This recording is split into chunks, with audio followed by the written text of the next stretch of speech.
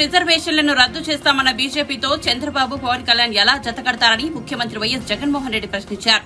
చంద్రబాబుది ఉసరవెల్లి రాజకీయమని, మైనార్టీల ఓట్ల కోసం వారిపై కపట ప్రేమ కురిపిస్తున్నాడని ధ్వజమెత్తారు. ముస్లింలకు ఎట్టి పరిస్థితుల్లోనూ 4% రిజర్వేషన్లో కొనసాగాల్సిందేనని తేల్చి చెప్పారు. అనంతపురం జిల్లా కళ్యాణదుర్గంలో గురువారం నిర్వహించిన ఎన్నికల బహిరంగ సభలో వైఎస్ జగన్ పాల్గొని మాట్లాడారు. రైతులు, మహిళలు, విద్యార్థులకు డబ్బులు చెల్లించనివ్వకుండా తెలుగుదేశం, జనసేన, బీజేపీలు కుట్ర పన్నాయని ఆరోపించారు.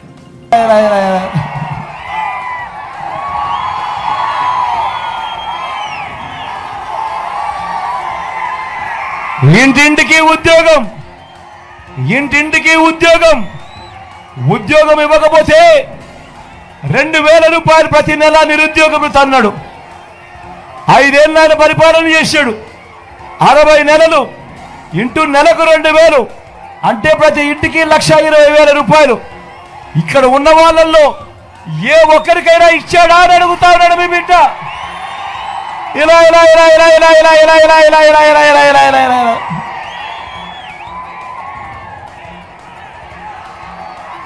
అర్హులందరికీ 3 సెట్ల స్థలం, అర్హులందరికీ 3 సెట్ల ఇంటి స్థలం కట్టుకునేందుకు పక్కా ఇల్లు అన్నాడు. నేను అడుగుతా ఉన్నా, ఇక్కడ ఇన్ని వేల మంది ఉన్నారు, ఇన్ని వేల మంది ఉన్నారు అన్న, నేను అడుగుతా ఉన్నా, అక్క నేను అడుగుతా ఉన్నా, మీలో ఏ ఒక్కరికైనా కూడా చంద్రబాబు 1 సెంటు స్థలమైనా ఇచ్చాడా అని అడుగుతాడని మీ బిడ్డ. ఇలా ఇలా ఇలా ఇలా ఇలా ఇలా ఇలా ఇలా ఇలా ఇలా ఇలా ఇలా ఇలా ఇలా 10,000 కోట్లతో బీసీ సప్లాన్, చేనేత, పవర్ లూమ్స్ రుణాల మాఫీ అన్నాడు, జరిగిందా? ఉమెన్ ప్రొటెక్షన్ ఫోర్స్ ఏర్పాటు చేస్తామన్నాడు, చేశాడా? సింగపూర్కు మించి అభివృద్ధి చేస్తామన్నాడు, చేసిందా? ప్రతి నగరంలోనూ హైటెక్ సిటీ నిర్మిస్తామన్నాడు, నిర్మించాడా? కళ్యాణదుర్గంలో కనిపిస్తా ఉందా? మరి ఆలోచన చేయమని అడుగుతా ఉన్నా. స్వయంగా చంద్రబాబు సంతకం పెట్టి మీ ప్రతి ఇంటికి ఈ పాంఫ్లెట్ పంపించి ఇందులో చెప్పినేటివి 2014 నుంచి 19 మధ్య ఆయన ముఖ్యమంత్రిగా ఉన్నప్పుడు ఇందులో చెప్పినేటివి ముఖ్యమైన హామీలంటూ ఇందులో చెప్పినేటివి, ఇందులో కనీసం ఒక్కటంటే ఒక్కటైనా జరిగిందా అని అడుగుతా ఉన్నాడు మీ బిడ్డ. ఇలాంటి వ్యక్తిని నమ్ముతారా అని అడుగుతా ఉన్నాడు మీ బిడ్డ. 2 చేతులు ఈసారి పైకెత్తారబ్బా. ఇలా ఇలా ఇలా ఇలా ఇలా ఇలా ఇలా ఇలా ఇలా ఇలా ఇలా ఇలా ఇలా ఇలా ఇలా ఇలా ఇలా ఇలా ఇలా. మరి ఇప్పుడు ఏమంటా ఉన్నాడు ఇదే వ్యక్తి? ఇప్పుడు ఏమంటా ఉన్నాడు ఇదే చంద్రబాబు? మళ్ళీ కొత్త మేనిఫెస్టో అంటా ఉన్నాడు, మళ్ళీ కొత్త మేనిఫెస్టో అంటా ఉన్నారు, సూపర్ 6 అంటా ఉన్నారు. నమ్ముతారా అన్న? నమ్ముతారా తమ్ముడు? నమ్ముతారా అక్క? నమ్ముతారా? నమ్ముతారా అమ్మా? సూపర్ 7 అంటా ఉన్నారు, నమ్ముతారా? ఇంటింటికి కేజీ బంగారం ఇస్తామంటా ఉన్నారు, నమ్ముతారా అక్క? నమ్ముతారా? ఇంటింటికి కేజీ బంగారం అంట, నమ్ముతారా? ఇంటింటికి బెంజ్ కారు కొనిస్తామంట,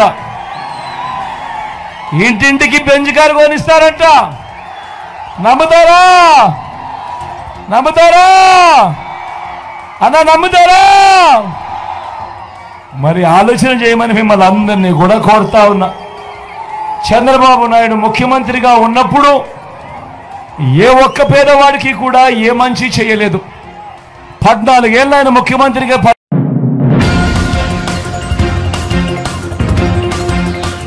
టీడీపీ అధినేత చంద్రబాబు విశాఖపట్నంలో ప్రజాగలం సభకు హాజరయ్యారు. ఈ సందర్భంగా ఆయన ప్రసంగిస్తూ ఎప్పుడూ తన గుండెల్లో ఉండే ప్రాంతం విశాఖపట్నం అని పేర్కొన్నారు. తాను మెచ్చిన ప్రాంతం, తనను అభిమానించే ప్రాంతం, ఒక మంచి ప్రజానీకం ఉండే ప్రాంతం విశాఖపట్నం అని అభివర్ణించారు. 2019లో సైకో జగన్ ఊరూరా తిరిగాడని, అందరూ మురిసిపోయి ఓట్ల వర్షం కురిపించారని అన్నారు. కానీ విశాఖపట్నం ప్రజలు మాత్రం విఘ్నతతో ఆలోచించాలని, 4 సీట్లలోనూ టీడీపీనే గెలిపించాలి అంటూ అది విశాఖ ప్రజల ముందు చూపు అని పేర్కొన్నారు.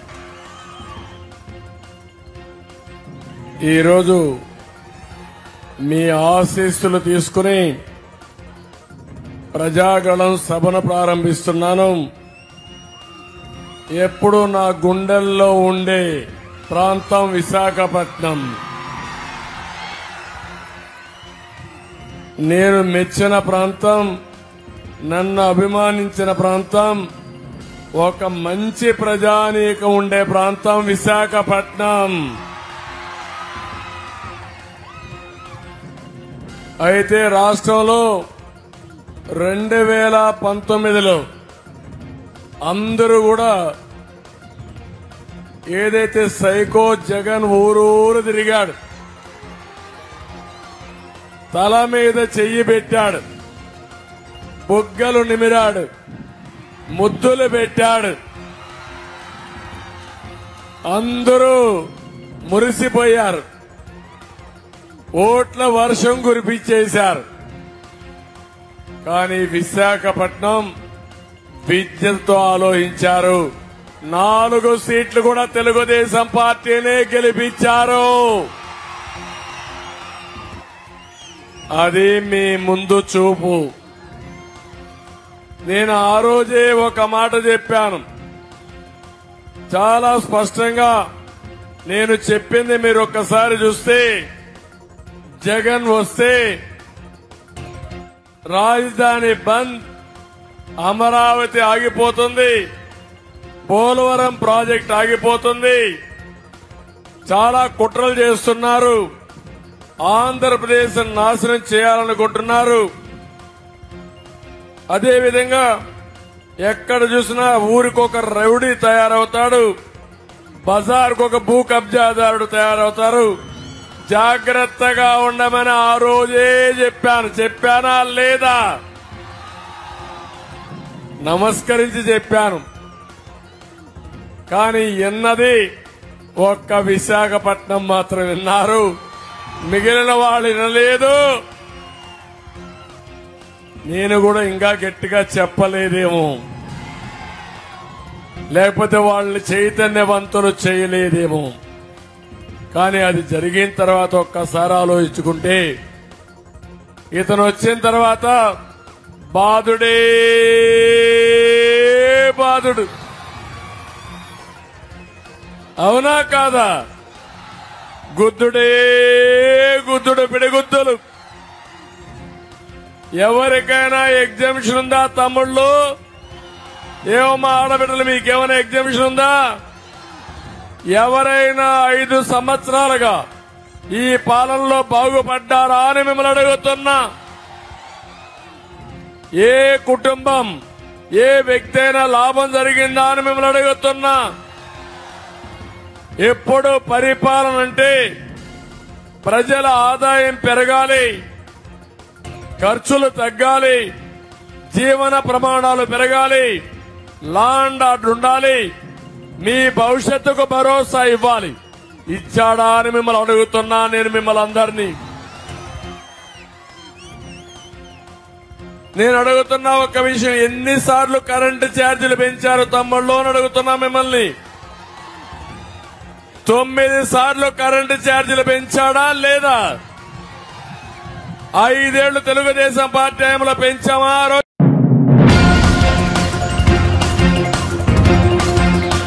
కాంగ్రెస్ అగ్రనేత రాహుల్ గాంధీ గురువారం మెదక్ జిల్లా నర్సాపూర్, హైదరాబాద్ నగరంలోని సరూర్ నగర్ లో నిర్వహించిన జనజాతర సభలో పాల్గొని ప్రసంగించారు. ఈ కార్యక్రమంలో రాహుల్ తో పాటు తెలంగాణ సీఎం రేవంత్ రెడ్డి, మంత్రులు, కాంగ్రెస్ నేతలు పాల్గొన్నారు. సరూర్ నగర్ జనజాతర సభ అనంతరం హైదరాబాద్ సిటీ బస్సులో రాహుల్ గాంధీ, సీఎం రేవంత్ రెడ్డి సందడి చేశారు. దిల్సుఖ్ నగర్ వద్ద ఆర్టీసీ బస్సు ఎక్కారు. ఈ సందర్భంగా ఆర్టీసీ బస్సులోని ప్రయాణికులకు కాంగ్రెస్ పాంచ్నాయ్ కరపత్రాలు అందజేశారు. రాజ్యాంగం పరిరక్షణకు, రిజర్వేషన్ల కోసం కాంగ్రెస్ పార్టీ అభ్యర్థులను గెలిపించాలని కోరారు.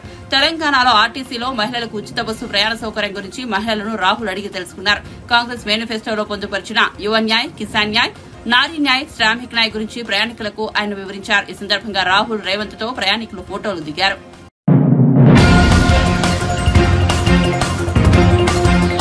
విజయవాడ పశ్చిమ నియోజకవర్గంలో నిర్వహించిన వారాహి విజయబేరి సభకు జనసేన పార్టీ అధినేత పవన్ కళ్యాణ్ హాజరయ్యారు. ఈ సందర్భంగా ఆయన ప్రసంగం ప్రారంభంలో టీడీపీ నేత వంగవీటి రాధా గురించి ప్రత్యేకంగా ప్రస్తావించారు. రాజకీయాలపై అలిగిన వ్యక్తిని మొదటిసారిగా నేను ఈయంతోనే చూస్తున్నా.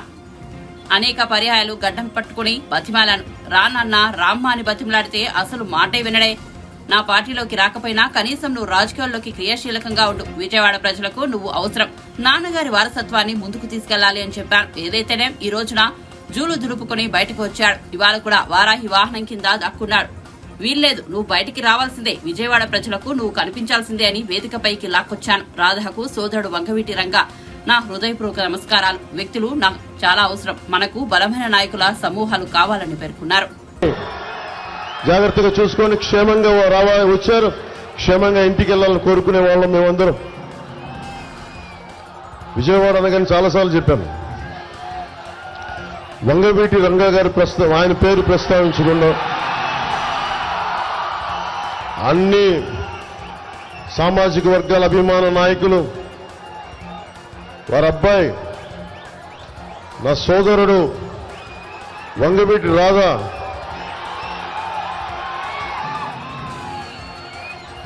ఏమో ఈ మధ్యన పాలిటిక్స్ మీద కన్నెర చేశాడు. ఈ మధ్యన అలిగాడు. ఈ మధ్యన పాలిటిక్స్ మీద, రాజకీయాల మీద అలిగిన వ్యక్తిని ఫస్ట్ టైం నేను ఈయనే చూస్తా ఉన్నా.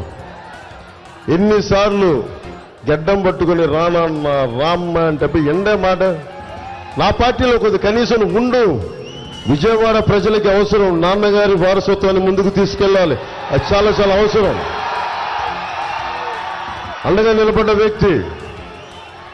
సరే, ఏ పరిస్థితులు అయితే ఫైనల్ గా మొత్తం జూలు తులుపుకొని బయటకు వచ్చాడు. ఈ రోజున దాక్కుని ఉన్నాడు కింద వ్యాన్లో, వారాయి కింద. లాభం లేదు, నువ్వు బయటికి రావాల్సిందే. నువ్వు విజయవాడ ప్రజలకి నువ్వు నీ ముఖ వర్చస్సు చూపించాల్సిందంటే బయటికి పట్టుకుని లాక్కొచ్చాను. వారికి సోదరుడు వంగవీటి రాధా గారికి నా హృదయపూర్వక నమస్కారాలు. వ్యక్తులు చాలా అవసరం మనకి. బలమైన నాయకుల సమూహం అవసరం. విజయవాడ వెస్ట్కి చెప్తా. విజయవాడ నేను పార్టీ పోటీ చేస్తున్నాను, మనం కూటమి ఉందనగానే జలీల్ ఖాన్ గారు వచ్చారు ఫస్ట్ మన ఎమ్మెల్యేకి. జలీల్ ఖాన్ గారికి నేను తెలియకపోవచ్చు, కానీ చిన్నప్పుడు నాకు జలీల్ ఖాన్ గారు తెలుసు చిన్నప్పటి నుంచి. ఇక్కడ మాచవరంలో మా పెద్దమ్మ వాళ్ళు ఉండేవాళ్ళు. మరి ఇప్పుడు దర్శకుడిగా ఉన్నాడు మెహర్ రమేష్. మేమందరం ఇక్కడ మాచవరంలో నేను వచ్చేవాడిని. ఎప్పుడు సమ్మర్ హాలిడేస్కి వచ్చేవాడిని, వేసవి సెలవులకి వచ్చినప్పుడు చాలా నాకు అద్భుతంగా ఉండేది. అలాంటి కొండల్లో మాచవరం కూడా అలాంటి కొండ అనుకుంటే అక్కడికి వెళ్ళేవాడిని. అలాంటి సమయంలో మా పెద్దమ్మ అల్లుడు ముఖ్యంగా మాకు జలీల్ ఖాన్ గారి దగ్గర పనిచేసేవారు. ఆయనకి వ్యాపారంలో కొంత భాగస్వామ్యం పనిచేసేవారు ఆయనతోటి. అలా నాకు జలీల్ ఖాన్ గురించి ఎప్పుడు వినేవాడిని. అలాంటి జలీల్ ఖాన్ గారు వచ్చి, మీరు అవకాశం ఇస్తే నేను వెస్ట్ నుంచి పోటీ చేస్తానంటే నాకు నిజంగా తెలియదు. కూటమి అన్ని కూర్చొని పెద్దలందరూ కూర్చొని మాట్లాడాలి. అలాంటిది జలీల్ ఖాన్ గారికి మనసు ఇప్పి నేను జనసేనలోకి వస్తానంటే మనస్ఫూర్తిగా రోజున ఒకటే చెప్పాను. జనసేనగా మీరు టీడీపీలో ఉన్న, జనసేనలో ఉన్న మనందరం అన్ని పార్టీల ఐక్యతతో పనిచేస్తున్నాం. నిజంగా మీ భవిష్యత్తుని మేము అండగా చూసుకుంటాం, మీకు అండగా ఉంటామని ఆ రోజు మనసిప్పి ఈరోజు మద్దతు తెలుపుతున్నందుకు ముఖ్యంగా మొట్టమొదటిగా జలీల్ ఖాన్ గారికి నా హృదయపూర్వక నమస్కారాలు, హృదయపూర్వక ధన్యవాదాలు. అలాగే జిల్లా రాష్ట్ర ఆర్గనైజింగ్ కార్యదర్శి ఎంఎస్ బైక్ గారికి నా హృదయపూర్వక నమస్కారాలు.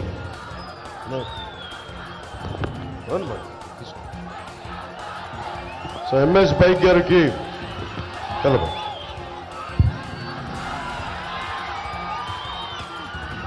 నా హృదయపూర్వక నమస్కారం. మీకు పోయినసారి తెలుసు విజయవాడ వెస్ట్కి వచ్చినప్పుడు ఎంత బలమైన నాకు స్పందన వచ్చిందో. ఈసారి కూటమి తీసుకున్నప్పుడు ఇది జనసేన స్థానం అని మనం కన్ఫర్మ్ అయ్యి, మనకి గాజు గ్లాస్ గుర్తు జనసేనకి మన నియోజకవర్గం అయినప్పటికీ, మన పోటీ మనకి పొత్తులో మనకి రావాల్సిన నియోజకవర్గం అయినప్పటికీ నన్ను భారతీయ జనతా అధినాయకత్వం ఒకటి అడిగింది.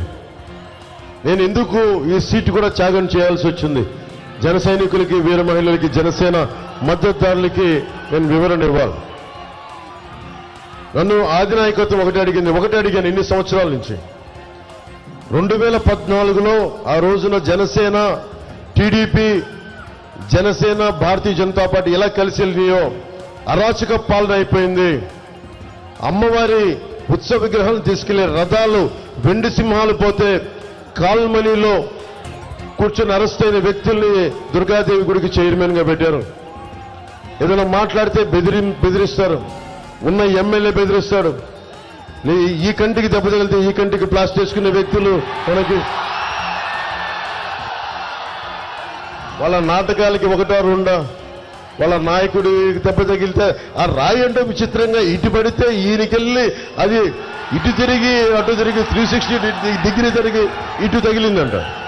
దానికి పాపం చాలా బాధపడుతున్నారు. ఇలా కన్ను కొడితే ఇలా చాలా పెడితే నేను సినిమాలో కూడా అంత నటన నా వల్ల కాదు. నేను అంత పెర్ఫార్మెన్స్ నేను చేయలేదు. కానీ ఆస్కర్ లెవెల్ పెర్ఫార్మెన్స్ మీరు నిజంగా అభివృద్ధి చేసి ఇందాక మనం కూర్చోబెట్టి మనం రోడ్ షో చేస్తా ఉంటే ఒకటే అనిపించింది, ఎంత దుర్గంధం ఉంది మన డ్రైనేజ్ వ్యవస్థలో, అంత దుర్గంధం ఉంది. రోజు నేను ఒక్కసారి రావడానికి అంత దుర్గంధాన్ని అనుభవిస్తూ ఉంటే రోడ్డు సైడ్ షాపులుండి తినుబండారాల కేంద్రాలుండి ఎలా దుర్గంధంలో మన విజయవాడ ముఖ్యంగా మనకి నియోజకవర్గాలు ఇబ్బందిగా ఉంటాయని నాకు బాధిస్తుంది. నేను మీకు మాటిస్తున్నాను.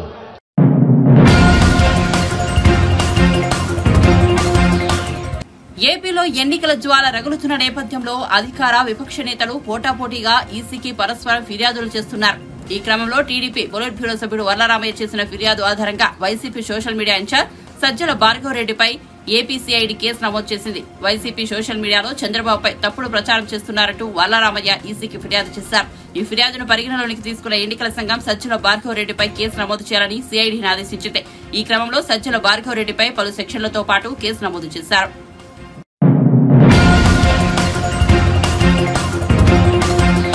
ఈటెల రాజేందర్, సునీతా మహేందర్ రెడ్డి ఇద్దరు మల్కాజ్గిరికి పొలిటికల్ టూరిస్టులేనని, మే 13 తర్వాత వాళ్లు కనిపించరని బీఆర్ఎస్ వర్కింగ్ ప్రెసిడెంట్ కేటీఆర్ అన్నారు. మల్కాజ్గిరి లోక్సభ నియోజకవర్గంలో ఏర్పాటు చేసిన యూత్ మీటింగ్ సమావేశంలో కేటీఆర్ మాట్లాడుతూ రాగిడి లక్ష్మారెడ్డిని గెలిపించాలని పిలుపునిచ్చారు. కాంగ్రెస్ అభ్యర్థిది తాండూరు అని, ఆమె వాస్తవానికి చేవెళ్ల సీటు అడిగితే రేవంత్ రెడ్డి బలవంతంగా మల్కాజ్గిరిని కట్టబెట్టారని విమర్శించారు. ఆమె కూడా బలవంతంగానే ప్రచారం చేస్తోందని, ఓడిపోతే సునీత తిరిగి తాండూరు వెళ్లాల్సిందే అన్నారు. బీజేపీ అభ్యర్థి ఈటెలది కూడా మల్కాజ్గిరి కాదని, ఆయన హుజూరాబాద్ వెళ్లాల్సిందే అన్నారు. బీఆర్ఎస్ అభ్యర్థి రాగిడి లక్ష్మారెడ్డి మాత్రం లోకల్ అన్నారు. ఆయన ఉప్పల్లోనే ఉంటారని, మీ మధ్యలోనే ఉండే వ్యక్తి అని అన్నారు. 5 నెలల క్రితం రేవంత్ రెడ్డి ఎన్నో మాటలు చెప్పారని, కానీ ఒక్క హామీని నెరవేర్చలేదన్నారు. అధికారంలోకి వచ్చి 5 నెలలు అవుతున్నా చిల్లర మాటలు, ఉద్దరి మాటలు మాట్లాడుతున్నారని మండిపడ్డారు. శాసించే పరిస్థితి వస్తుంది. 6 నెలలనే తిరిగి రాష్ట్ర రాజకీయాన్ని కేసీఆర్ గారు శాసించే పరిస్థితి వస్తుంది. ఓటేసేటప్పుడేమో వేరే వాళ్ళకేసి ఆ తర్వాత బాధపడితే లాభం లేదు. ఇవాళ ఇక్కడ ఉన్న అభ్యర్థులను కూడా మీరు ఆలోచన చేయాలి. మల్కాజ్గిరిలో ఇవాళ కాంగ్రెస్ అభ్యర్థి, ఆమె పాపం మీ ఊరు కాదు తాండూరు, ఆమె ఈ సీటు కూడా అడగలేదు. ఆమె అడిగింది చేవెళ్ళ, బలవంతంగా తెచ్చుకొని రుద్దిండ్రు. ఆమెకి ఇక్కడ ఎవరు తెలియదు. నా జాన్ నా పహచాన్ ఆగే హమారే బన్నే మెహమాన్. పాపం ఆమెకి ఎవరు తెలియదు. ఇక్కడ ఏదో బలవంతంగా తీసుకొచ్చి రేవంత్ రెడ్డి ఇక్కడ ఇచ్చి పెడితే అట్లా తిరుగుతా ఉంది తప్ప ఎవడు కూడా తెలియదు. రేపు మీరు ఓడగొట్టాక మళ్ళీ పోవాలి, తాండూరుకే పోవాలి. ఇక బీజేపీ, నేను ఇంకొక మాట అడుగుతా మా తమ్ముళ్ళందరినీ, మా చెల్లెలను కూడా. రేవంత్ రెడ్డి గారు 5 నెలల కిందట చాలా మాటలు చెప్పిండు. ఏం చెప్పిండు? ఆడపిల్లలకు స్కూటీలు ఇస్తా అన్నాడు, పెళ్లి చేసుకుంటే తులం బంగారం ఇస్తా అన్నాడు, మా తమ్ముళ్ళందరికీ నెలకు 4,000 నిరుద్యోగ భృతి ఇస్తా అన్నాడు, రైతులకు 2 లక్షల రుణమాఫీ చేస్తా అన్నాడు, క్వింటాల్కి 500 బోనస్ ఇస్తా అన్నాడు, నెలకు ఆడపిల్లలకు 2,500 రూపాయలు ఇస్తా అన్నాడు. ఇందులో ఏ ఒక్కటన్నా అమలైందా? తులం బంగారం వచ్చిందా? మీకు ఎందుకు వస్తుందా మీ తులం బంగారం? మీరు ఆడపిల్లలు కాదు కదా. తులం బంగారం రాలే, నెలకు 2,500 రాలే, ముసలులకు 4,000 పడలేదు, ఆడపిల్లలకు స్కూటీలు రాలేదు, రైతుకు రుణమాఫీ జరగలేదు. 5 నెలల నుంచి ఏం చేస్తున్నాయా రేవంత్ రెడ్డి అంటే చిల్లర మాటలు, ఉద్దర పనులు, నోటికి వచ్చినట్టు బూతులు తిట్టుడు, ఇష్టం వచ్చిన మాటలు మాట్లాడు. ఏం మాటలు మాట్లాడుతుండు మీరు చూస్తున్నారు. ఏమంటాడు ముఖ్యమంత్రి? నేను లంకె బిందెలు ఉంటాయనుకొని వచ్చినా, ఇక్కడ లంకె బిందెలు లేవు, ఖాళీ కుండలు ఉన్నాయి అని చెప్పి రేవంత్ రెడ్డి గారు ఇక్కిలిస్తా ఉన్నాడు. నేను అడుగుతా ఉన్నా, మీరు చెప్పాలి నాకు. లంకె బిందెల కోసం గడ్డపారలు పట్టుకొని, తట్టపారలు పట్టుకొని, అర్ధరాత్రి నెత్తి మీద బట్ట కప్పుకొని ఎవరు తిరుగుతారు? పాడుబడ్డ గుడులలో, పాడుబడ్డ గడిలలో. ఎవరు వినబడతలేదు. దొంగలు దొంగలు లంగలు తిరుగుతారు. లంక బిందెల కోసం వాటిని ఎత్తుకుతందుకు కావాలి తిరుగుతారు. మరి రేవంత్ రెడ్డి గారు ఇదివరకు ఏం చేస్తున్నారో నాకు తెలియదు. ఆయన భాష ఏంది నాకు అర్థం కాక అడుగుతాడు. నా కొడకల్లారా పేగులు మెడలు వేసుకుంటా అంటు. పేగులు మెడలు వేసుకుంటాడు ఎవడన్నా ముఖ్యమంత్రి? పోటీ కొట్టేటోడా ముఖ్యమంత్రి? లేకపోతే నాకు తెలియక అడుగుతా. పేగులు మెడలు వేసుకుంటాడట. ఇంత అన్యాయంగా మాట్లాడతాడు ఎవడన్నా. ఇంకా ఘోరం జేబులా కత్తెర పెట్టుకొని తిరుగుతున్నా అని చెప్తుండ్రు రేవంత్ రెడ్డి. జేబులో నడ కత్తెర పెట్టుకొని తిరుగుతున్నాడు. జర్ర అటు ఇటు అయితే డేంజర్ కాదా మీ జేబులో కత్తెర? జర చెప్పుర్రు ఎవరైనా. ఆయన ఏమైంది? నిన్నగాక మొన్న సూర్యాపేటలో ఆ ఫ్రీ బస్సు మొదలు పెట్టారు కదా. ఇక ఫ్రీ బస్ అంటే ఏందో నాకంటే బాగా మీకే తెలుసు. అందులో పాపం ఆడోళ్ళకేమో సీట్లు దొరకలేవు, మగవాళ్ళేమో పైసలు పెట్టి టికెట్లు కొనుక్కుంటే వాళ్ళకు కూడా నిలుచుండి తప్పలేదు. లొల్లి అవుతారు. 40 మంది ఎక్కే బస్సులో 90 మంది ఎక్కాలి, గుద్దుకోవాలి, సావాలి సీట్ల కోసం. ఎన్నడూ చూడని దృశ్యాలు చూస్తూ ఉన్నాం. ఆఖరికి లేడీస్ కూడా ఫుడ్ బోటింగ్ చేస్తాను. నేను హైదరాబాద్లో చూస్తా ఉన్నాను. అయితే ఆ ఫ్రీ బస్సులో జేబు దొంగలు కూడా మోపాయి. సూర్యాపేటలో కానీ పట్టుకున్నారు దొంగలు. పట్టుకొని పోలీసులు తీసుకుపోయారు.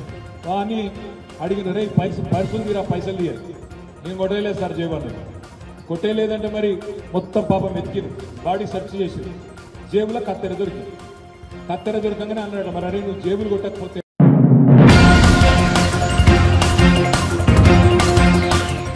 పుట్టింటికి వచ్చిన షర్మిల, సునీత చీరాసారే కాకుండా న్యాయం అడుగుతున్నారని వైఎస్ వివేక సతీమణి సౌభాగ్యమ్మ అన్నారు. షర్మిలను ఓట్లేసి గెలిపించాలని విజ్ఞప్తి చేశారు. పులివెందులలో నిర్వహించిన ఎన్నికల ప్రచారంలో షర్మిల, సునీతలతో కలిసి ఆమె పాల్గొన్నారు.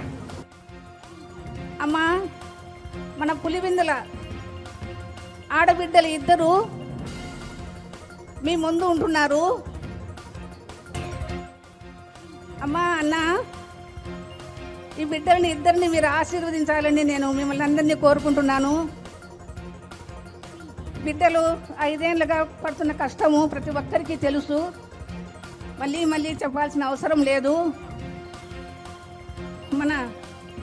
మన తెలుగు సాంప్రదాయము, ఆడబిడ్డలు పుట్టింటికి వస్తే ఏం చేస్తామమ్మా? చీరాసారే పెట్టి పంపిస్తాము. అవునా? పంపిస్తాము కదా చీరాసారా పెట్టి. మీ ఆడబిడ్డలు పుట్టింటికి వచ్చి చీరాసారా అడగడం లేదమ్మా. ఏమడుగుతున్నారు? న్యాయం అడుగుతున్నారమ్మా. న్యాయం చేసేదానికి మీ అందరికీ ఇప్పుడు టైం వచ్చిందమ్మా. అమ్మా, మనం అందరము ఒక్కొక్కరము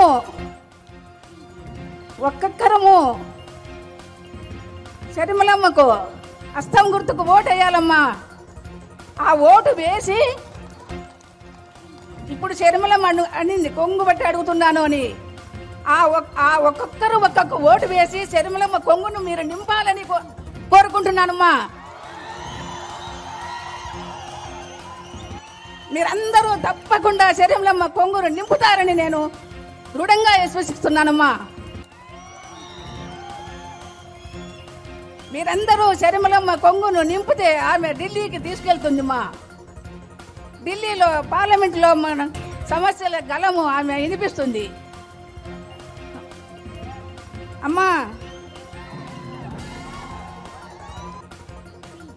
మన సమస్యలన్నీ షర్మిలమ్మ ఎక్కడున్నా కూడా నిరంతరము దానిని మనసులో పెట్టుకొని తను సమస్యను తీర్చేదానికే మన ముందుకు వచ్చింది.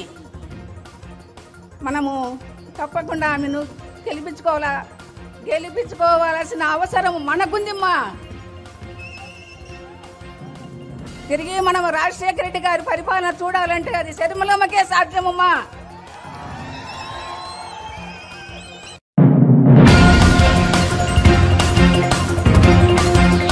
శ్రీ సత్యసాయి జిల్లా మడకశిర కూటమి ఎమ్మెల్యే అభ్యర్థి ఎంఎస్ రాజును గెలిపించాలని సినీ హీరో నారా రోహిత్ ప్రజలకు విజ్ఞప్తి చేశారు. మడకశిరలో ఆయన ఎన్నికల ప్రచారంలో పాల్గొన్నారు. నారా రోహిత్ ను చూసేందుకు ప్రజలు పెద్ద ఎత్తున తరలివచ్చారు. ఆయన నటించిన ప్రతినిధి 2 శుక్రవారం విడుదల కానుంది. వ్యవస్థను ప్రశ్నిస్తూ ఓటు విలువను తెలియజేసే విధంగా సినిమా సాగుతుందని రోహిత్ చెప్పారు.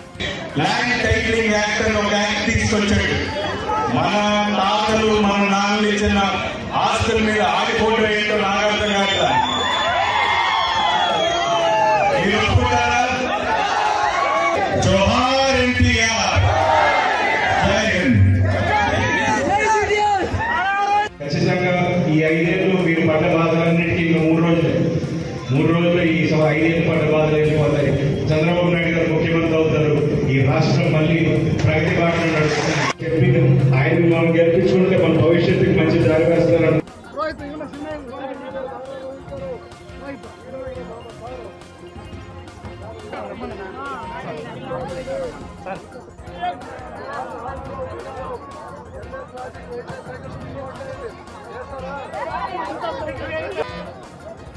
మడకశిర నియోజకవర్గంలో ప్రచారం చేయడానికి వచ్చాను.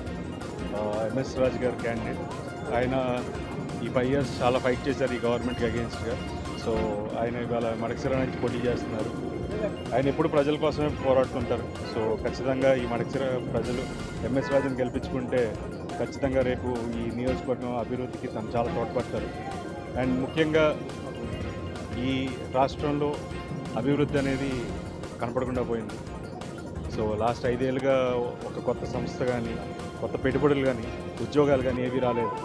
సో ఖచ్చితంగా యువతందరూ ఆలోచించుకోవాలి, రైతులు ఆలోచించుకోవాలి, అన్ని రకాల వాళ్ళు ఆలోచించుకోవాలి, వాళ్ళ భవిష్యత్తు గురించి ఆలోచించాలి, రేపటి తరం భవిష్యత్తు గురించి ఆలోచించాలి. ఎందుకంటే ఈ రాష్ట్రం బాగుండాలి. ఈ రాష్ట్రం బాగుండాలంటే అభివృద్ధి జరగాలి. ఈ అభివృద్ధి చంద్రబాబు నాయుడు గారు మాత్రమే చేయగలరు. కొత్త కొత్త కంపెనీలు తీసుకురాగలుగుతారని నమ్ముతాం. సో తప్పకుండా అందరూ మే 13 ముందు మీ ఓటుకు వినియోగించుకోండి. ఎందుకంటే అది మీ రైట్. అది ఎందుకంటే మీరు సరైన నాయకుడిని ఎన్నుకోవాల్సిన అవసరం ఉంది. సో మే 13 తప్పకుండా అందరూ మీ ఓటుకు వినియోగించుకోండి. అండ్ తెలుగుదేశం పార్టీని గెలిపిస్తారని ఆశిస్తాను. ప్రతినిధి 2 సినిమా కూడా రిలీజ్ అవుతుందండి. సో ఆ సినిమాలో సిస్టమ్ మీద క్వశ్చన్ చేసే అంశాలు చాలా ఉంటాయి. అండ్ ముఖ్యంగా దాంట్లో మేము చెప్పిన ఒక అంశం ఏంటంటే ఓటు, అది మనకు ఎంత విలువైందనేది అంశం గురించి మేము మాట్లాడడం జరిగింది సినిమాలో. సో అన్ని కమర్షియల్ హంగులతో ఒక సిస్టమ్ని ప్రశ్నిస్తూ నడిచే ఒక సినిమా. సో మీరు అందరూ తప్పకుండా ఎంజాయ్ చేస్తారని మనస్ఫూర్తిగా కోరుకుంటున్నాను.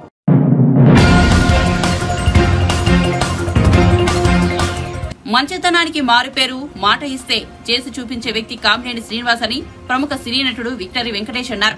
కైకలూరు కూటమి ఎమ్మెల్యే అభ్యర్థి కామినేని శ్రీనివాస్ తరపున ఆయన ఎన్నికల ప్రచారంలో పాల్గొన్నారు. ఏలూరు జిల్లా కలిదిండి మండలంలోని పడమటిపాలెం కైకలూరు గాంధీ బొమ్మ కూడలి వరకు వెంకటేష్ రోడ్ షో నిర్వహించారు. కమలం గుర్తుపై ఓటు వేసి శ్రీనివాస్ మావయ్యను గెలిపించాలని విజ్ఞప్తి చేశారు.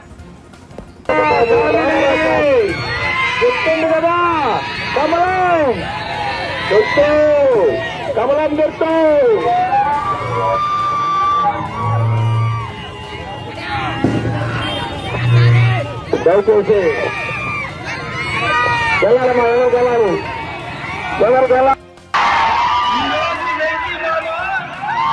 ఈ సినిమాల కోసం వచ్చారు.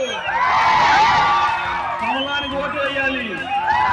ఇదే ఉత్సాహం, ఇదే ప్రేమ, ఇదే ఉత్సాహంతో మే 13కు ఓటు వేయాలి. కామినేని శ్రీనివాస్ని గెలిపించాలి. అప్పుడు ఉంటది మజాక, మజాక.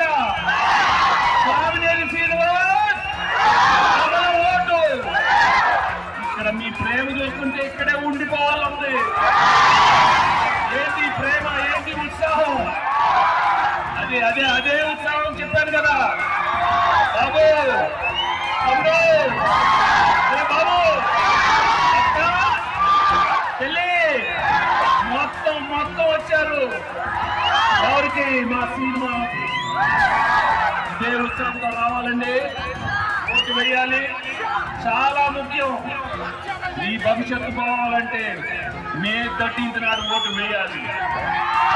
అది మీ హక్కు, మీ బాధ్యత. ఈ బాధ్యత మామూలు కాదు. ఈ భవిష్యత్తు పోవాలంటే వెళ్ళి వేయాలి. ఓటు వేస్తారు కదా, చంద్రబాబు వేస్తారు, శ్రీనివాస్ వేస్తారు. Vote for Kamineni Srinivas. మామూలు కాదు మా సినిమా. ఒక్క నిమిషం పిలిస్తే ప్రాబ్లం ఉంటే పక్కనే ఉంటారు. ఏ ప్రాబ్లం ఉన్నా నాకు దశాబ్దంగా సాల్వ్ చేశారు. మీ దగ్గర ఉంటారు, మీ తోడుగా ఉంటారు, మీ అండగా ఉంటారు. ఈ అందరి ఓటు మే 13 కమలానికే, మా సినిమాకి. నాకు నిజంగా చాలా ఆనందం మనందరిగా చూడాలి. ఇంతసేపు ఇక్కడ వెయిట్ చేశారు. చాలా సంతోషం. అన్నయ్య, ఈ వెంకీ బాబు వచ్చాడు, ఈ పెరిగారి ప్రసాద్ వచ్చాడు, ఈ గణేష్, ఈ లక్ష్మి, ఈ తులసి, ఈ చక్కి. అప్పుడు సినిమాల్లో కానీ ఇప్పుడు చాలా ముఖ్యం. మీ ఓటు కమలానికి, ఆ సినిమాకి.